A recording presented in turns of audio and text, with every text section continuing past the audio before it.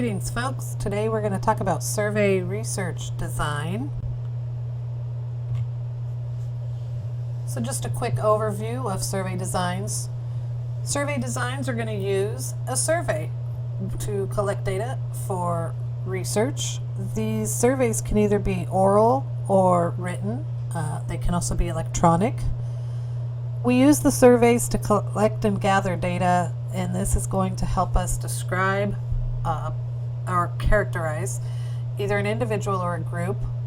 We're going to be able to look at and measure or learn about beliefs, activities, emotions, attitudes, opinions, likes, dislikes. Most of these surveys are going to be self-reported, and sometimes the surveys or the questions in the surveys can come in different forms. They're often called items. They can be open-ended, closed-ended. We're going to get into that in just a minute.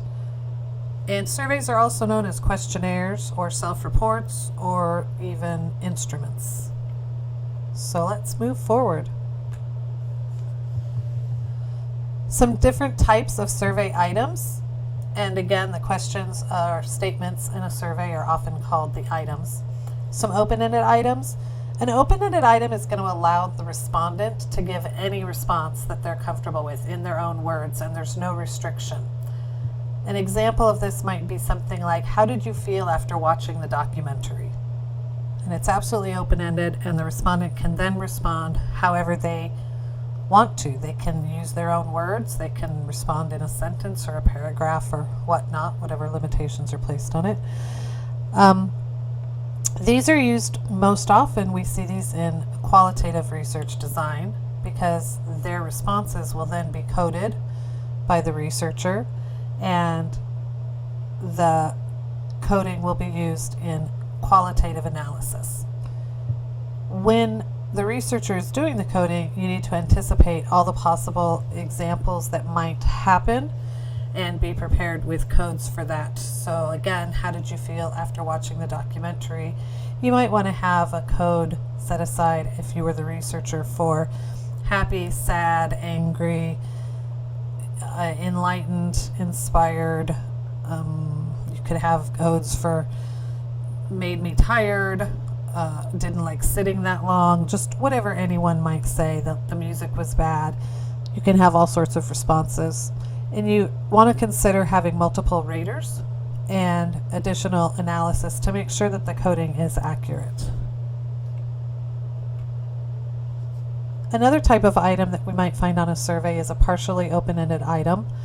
And this is going to include some restricted answer options along with a final option that's open-ended, such as other or please describe. An example of this, again, if we used the same survey question as how did you feel after watching the documentary, you can offer sad, inspired, or angry as some of the options. However, you might want to also have D, which would be other. And somebody could write in, one of the respondents could write in what they were feeling. This way, the researcher can code each answer option with a code number and leave D for qualitative coding.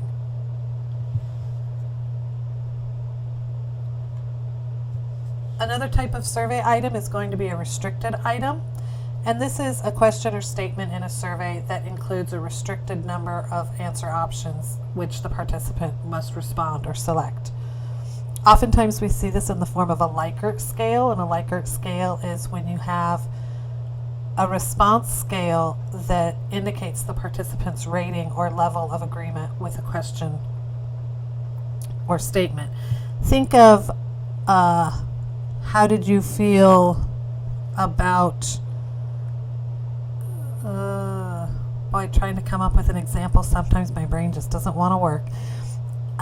When you get asked a question about how you felt about something and the responses are strongly disagree, slightly disagree, neutral, slightly agree, strongly agree, that's going to be a Likert scale. How much pain are you in? Extreme pain, a little pain, no pain, never had pain a day in my life. That would be a Likert scale. When you have the ranked items and they scale categories, that's going to be a Likert scale. One of the biggest advantages to having these, the not only just a Likert scale, but also just having restricted items, is that this can easily be used for analysis. Sometimes when you have an open-ended question, respondents may go down a roadway that you weren't anticipating, or may give answers that aren't clear or useful. So this is easier as a researcher to keep a little bit of control over what you're anticipating and what you're working with when it comes to gathering data. One of the biggest limitations we have to this is that it's restricted, so we're also not getting the complete thoughts that the respondents or the participants might have. An example of this might be something like, I eat fast food, circle 1, never, sometimes, or often. Let's keep going. So some rules for writing survey items. There's a lot, but we're going to go over a few of the big ones. You want to keep it simple. You use common words or language in a survey. I've been told that you want to write as though you're writing for a 6th grader. So instead of asking, how satiated do you feel, it would be better to ask, how full do you feel, right? Like, use normal, common, everyday words. You also want to be sure to avoid double-barreled items. And this is when we ask a question that has 2 questions in it. So an example of that might be, I enjoyed the time we spend together and dislike the time we are apart. That would actually have 2 different statements in it. I enjoy the time we spend together is one statement, and I dislike the time we are apart. And sometimes somebody might enjoy the time we spend together, but also enjoy the time apart. They wouldn't quite know how to answer this. That's a 2 or double-barreled question or statement. You want to definitely avoid those because you're not going to get an accurate response. You also want to be sure to use neutral and unbiased language. So you don't want to use language that's offensive, because respondents might be responding to the language. As an example, identify persons 18 years and older as women and men, not boys and girls. People don't like that. You always want to capitalize black and white when you're identifying racial groups. These are things that can be offensive when people are reading it if you don't do these things. Another rule is that you want to minimize the use of negative wording. Instead of saying, how much do you not like working, it would be better to say something like, how much do you dislike working? One other rule to consider is to avoid the response set pitfall. So this is what happens when there's a bunch of questions asked in the same way and the same manner, and people just get used to selecting strongly agree, strongly agree, strongly agree, strongly agree, because all of the questions are asked the same. So people get into this response set pattern. One way that we overcome that is that we ask questions with different responses, and we have the responses change. Some are going to go forward and some would go in the reverse order. Another thing that you want to consider is using rating scales consistently. Use only one rating scale at a time. In the simplest scenario, use only one scale if possible. You also want to limit the points on a rating scale. Keep the scale between 3 and 10 points. So you want to do this, how did you feel on a scale of 1 to 5 from blah, blah, blah, or from a scale of 1 to 7. If you get it too big, how did you feel on a scale of 1 to 100? It gets very arbitrary for people, and people have a hard time choosing a number that works. The only times you want to not stay between 3 and 10 points is when you have a dichotomous scale, and that's when there's only 2 points that are possible. So if it's true or false, yes or no, agree or disagree, male or female, this is when there's only 2 points, there's only 2 points. You can't create more just to create more. And sometimes you have a bipolar scale, and this is when you're going to have positive and negative with a 0 point. So how did you feel about your ability to find a job that will make you happy? You can have extremely pessimistic, no opinion, or extremely optimistic. When you have an above with a positive and a below with a negative, that's going to be a little bit of a different scale as well. You can also consider using an anchor with the rating scale points to clearly indicate a rating scale means. We can use these anchors. They're the adjectives given to describe the endpoints of the scale or to give the scale greater meaning. So that's when we go extremely happy to extremely unhappy.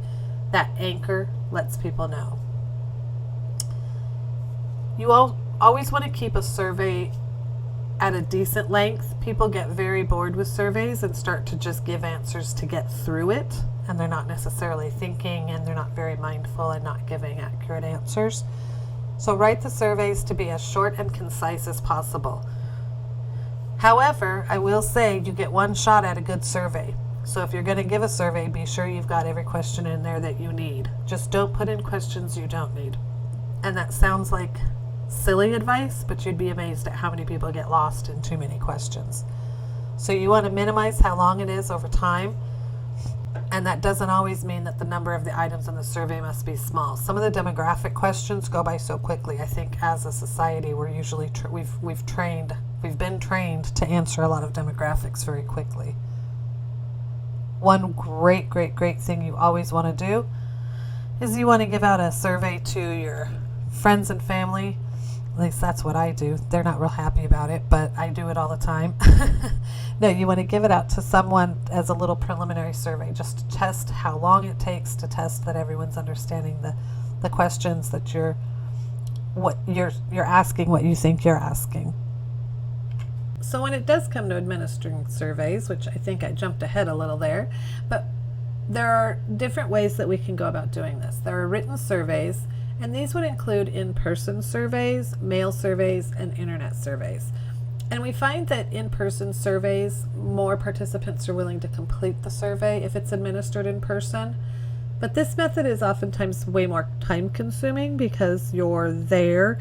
We see this in classrooms maybe, we see this with groups of people where the person hands out a written survey to several people, maybe at a church or at a function or in a prison, but there's a researcher offering this survey in person, and then the people are filling it out. We see fewer people refusing to take it, and we see fewer people not completing it. That was kind of a double negative, sorry about that. But it is more costly and more time consuming.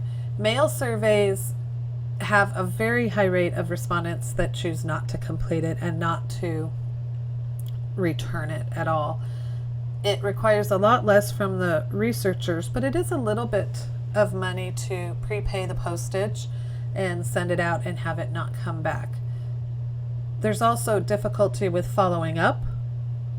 When you do a mail survey, you always want to include a cover letter, and if there's any sort of incentive or gift or something like that, or maybe there's a drawing, you want to include that as well.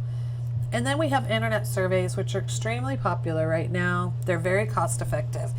One of the biggest limitations to the internet surveys is that we may not reach individuals that don't have access to computers. Another limitation is that there are a lot of people that tend to just choose answers to get through it and aren't quite as mindful as when they're being observed by the researcher. So that is something that you need to keep an eye on. We have interview surveys, which are the face-to-face interviews. A researcher can control how long it takes to complete the survey, but it does require the interviewer to be present for the interview and can be prone to interviewer bias, so this can always affect something. We see this with census. So the census does this where they go to people's houses or call on the phone, these sorts of things. Now, interviewer bias is the tendency for demeanor, words, expressions, a facial expression, maybe the race of the respondent and the race of the interviewer, something that we may not even know about going in, but these things might impact the way a person would respond. Some people don't want to respond to things when they're being observed by someone. So they may have a little bit of a more benign response than they might give if they were just doing an internet survey on their own and no one was watching or paying attention.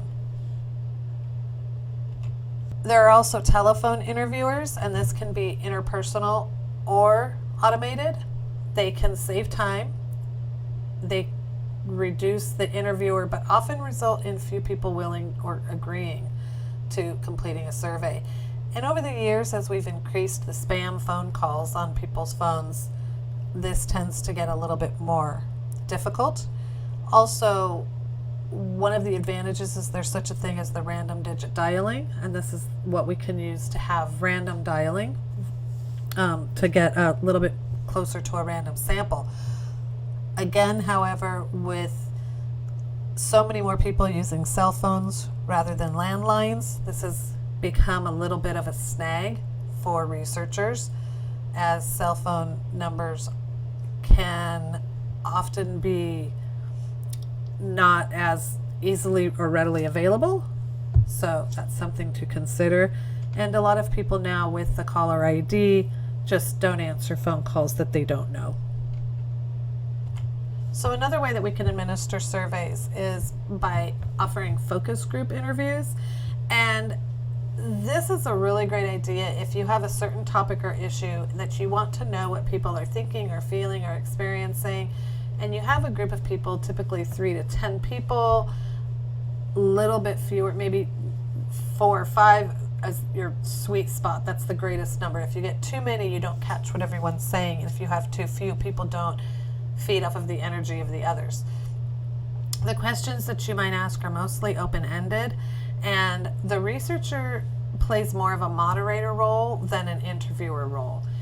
The goal that you have when you're doing a focus group is to get the participants talking to each other so that they can share their experiences and their ideas on the topic. And oftentimes you'll have participants start to agree or disagree, and the conversation kind of takes on a little bit of energy on its own.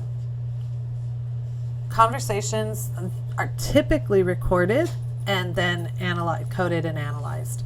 And we record just because there's a lot going on, and it's easier to be able to go back and find what people were, remember what people were saying, than to have taken notes on it. You will find that when you're doing focus groups, you're going to face the same problems you would have with the face-to-face interviews. So they are a little bit costly and they are time consuming. Keep in mind, whenever you're administering a survey, it's important to obtain a high response rate. The higher the response rate, the better. There's always going to be a large quantity of people that do not respond to surveys. The response rate is a portion of participants who agree to complete the survey among all individuals who were asked to complete the survey. So if you send the survey out to 1,000 people and you have 500 people respond, that's a 50% response rate. When the response rate is extremely low, the results of the survey can be limited to only the people who were willing to complete the survey. If the response rate is high, we can be more confident that the sample is representative of the larger portion of the population that we're interested in, of a larger population. It can be inferred a little bit more confidently. There's also non-response bias, and this occurs when the respondents are choosing not to complete the survey or not to respond to specific items.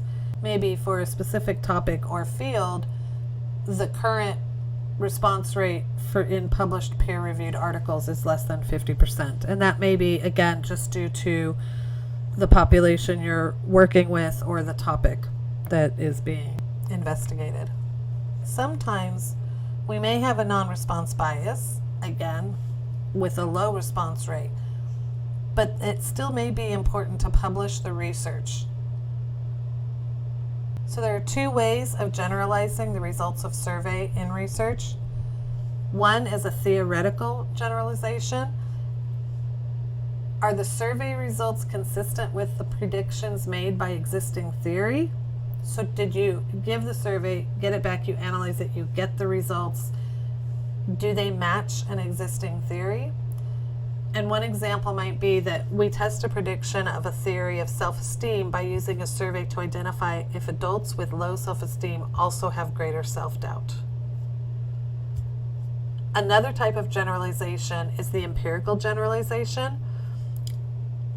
And for this, you want to ask, are the survey results consistent with data obtained in previous research studies? So as an example, studies show that certain job markets have grown substantially in the past year. We use a survey to identify if factors typically related to market growth, such as increased demand, are also present in these growing markets. So there are two different ways that you can think of generalizing the results that you have: theoretical or empirical. Let's step back so we can consider ethics a little when it comes to handling and administering surveys. As a researcher, you always have ethical considerations, and you want to know that you're checking and rechecking that the ethics are at the forefront in your research design and administration. The survey needs to not be offensive or stressful to the respondents.